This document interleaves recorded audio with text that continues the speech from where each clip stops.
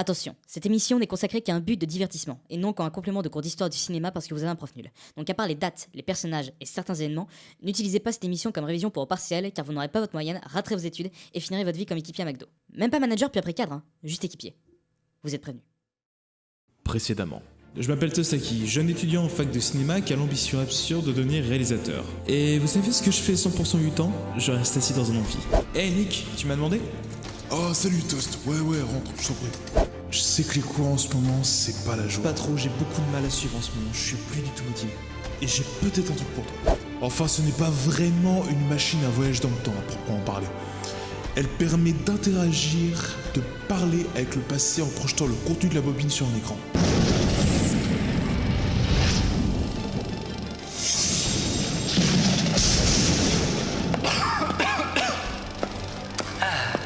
Oui, Nick, tu as besoin de moi? Oh la vache. C'est vraiment lui? Et ouais, l'inventeur du cinéma. Louis Lumière.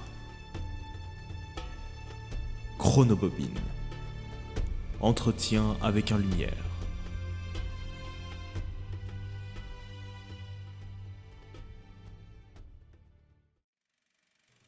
Bordel de pute.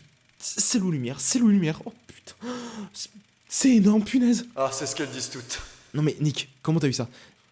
C'est un objet de la CIA ou d'origine extraterrestre et Louis Lumière vient de faire une blague à connotation sexuelle? Ah, ça c'est Nick qui m'a tout appris. Hein. Ce serait beaucoup trop long à t'expliquer. Ouais, t'as aucune raison d'avoir ça, quoi. Non, c'est juste qu'on a maximum 10 minutes par émission et qu'on n'a pas le temps pour mon histoire. Donc voilà, maintenant que tu as Louis Lumière devant toi, tu peux lui demander des trucs, lui poser des questions. Pardon, mais attends, j'ai rien préparé, moi. Tu t'en fiches, tu le connais ton cours. À peu près. Tu sais comment ça s'est passé, quoi. Ouais, juste laissez-moi 5-10 minutes, le temps d'écrire quelques trucs, ok?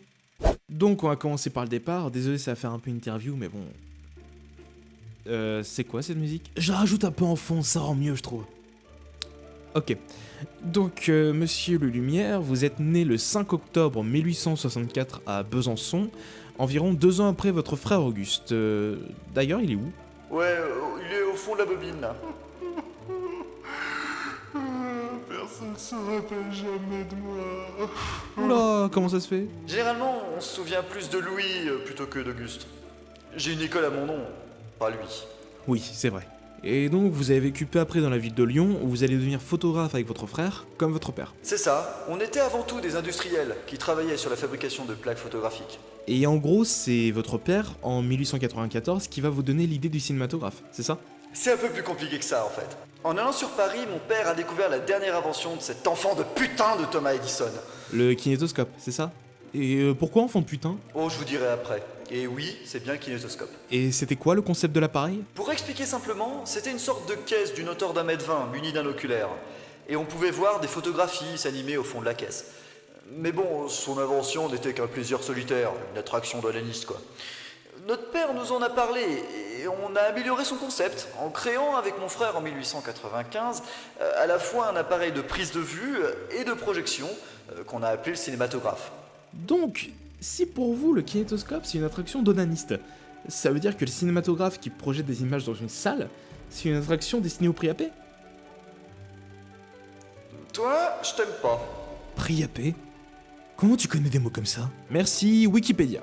Donc si je me souviens bien, pour votre attraction destinée au priapé, il fallait payer 1 franc pour assister aux séances, c'est ça? Oui, c'était le prix à payer. Alors vous avez commencé à tourner plusieurs films, le premier réalisé étant La sortie des usines Lumière. D'ailleurs, on avait tourné ça un dimanche. C'est pour ça que les ouvriers qui sortaient de nos usines étaient si bien apprêtés. C'était le jour de la messe. Exactement. On a tourné plusieurs films après, comme Le repas de bébé ou Le jardinier le petit espiègle, ce dernier ayant une vraie mise en scène avec un petit scénario. Je vois. Et donc vous avez commencé à organiser des séances de projection dont la plus célèbre restera celle du 28 décembre 1895 dans le salon indien du Grand Café à Paris. On a vu à ce moment-là que notre invention pouvait avoir un succès fou, mais surtout un effet de mode.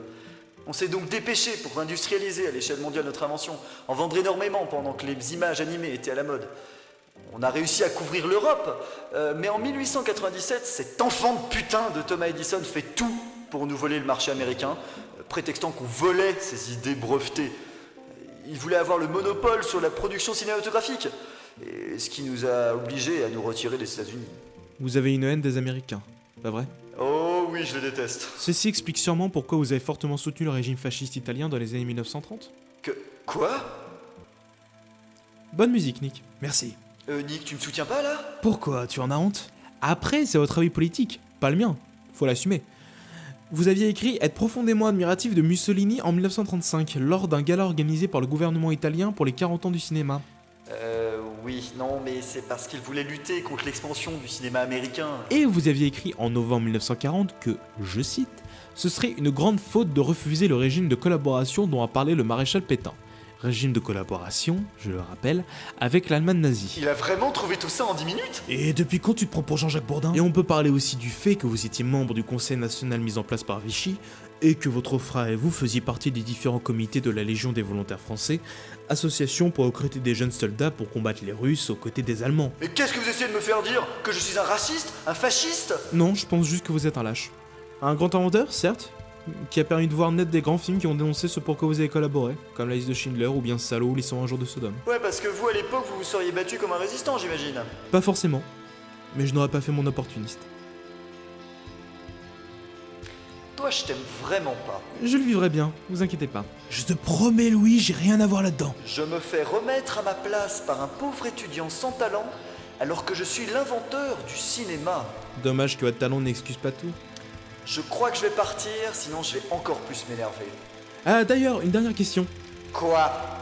Pas trop la haine de savoir que votre invention a révélé Justin Bieber? Mais va te faire voir!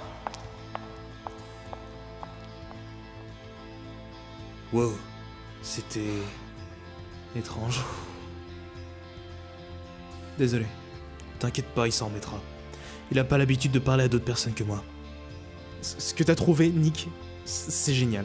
T'as un peu de temps libre demain? Bien sûr, pour cette invention, j'en aurai. Génial. En plus, ça va te plaire. Je crois voir de qui tu parles. Et laisse-moi la surprise.